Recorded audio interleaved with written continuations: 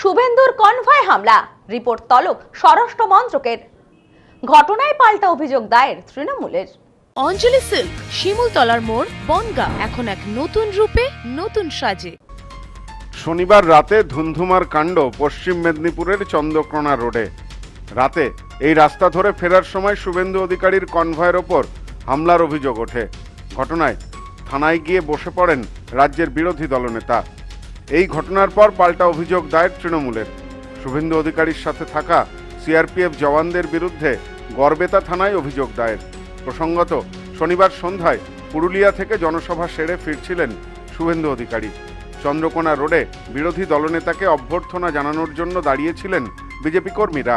অভিযোগ, কনভয় সেখানে পৌঁছাতেই পরিস্থিতি উত্তপ্ত হয়ে ওঠে।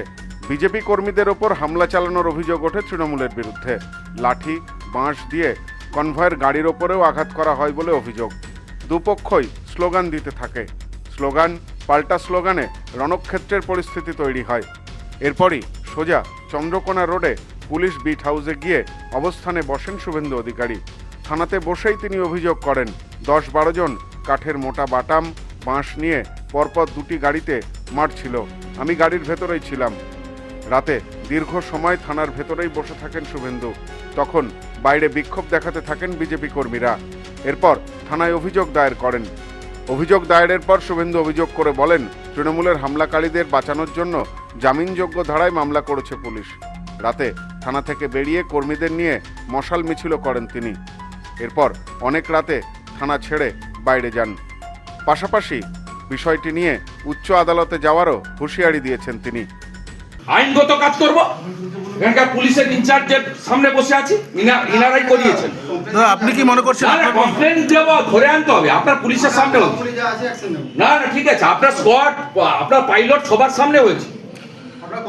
না না, কমপ্লেন তো দেবো, কমপ্লেন তো দেবো। কি করতে হয় আমি জানি। আপনার উপর কি হামলা হয়েছে দাদা? আপনার বয়স যতদিন, আমার রাজনীতি ততদিন। পুলিশ করিয়েছে, গাড়িতে নিয়ে পালিয়ে যাবো নাকি? মেদিনীপুরের প্রত্যেকটা লোক মনে করে শুভেন্দু অধিকারী তার ভাই সন্তান। দলমত নির্বিশেষে সাহস কারোর হয় না। বিষয়টি নিয়ে প্রতিক্রিয়া দিয়েছেন মেদিনীপুর তৃণমূল কংগ্রেসের বিধায়ক সুজয় হাজরা। তিনি বলেন, বিরোধী দলনেতার ওপর বিশ্বাসযোগ্যতা জিরোতে পৌঁছেছে। সেই জায়গায় দাঁড়িয়ে মানসিকভাবে হতাশা এবং বিপর্যস্ত। তার ফল হচ্ছে আজকে চন্দ্রকোনা রোড ফাঁড়িতে গিয়ে অবস্থান করা বা বিক্ষোভ দেখানো। গোটা ঘটনায় ফের রাজ্য জুড়ে ব্যাপক চাঞ্চল্য ছড়িয়েছে।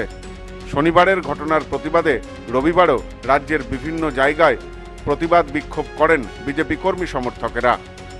Bureau report, news no man's land. নেউপিসি জুয়েলার্স, সম্পর্ক গড়ে দেয়। বনগাঁতে আমাদের 3টি শোরুম প্রতিদিনই খোলা।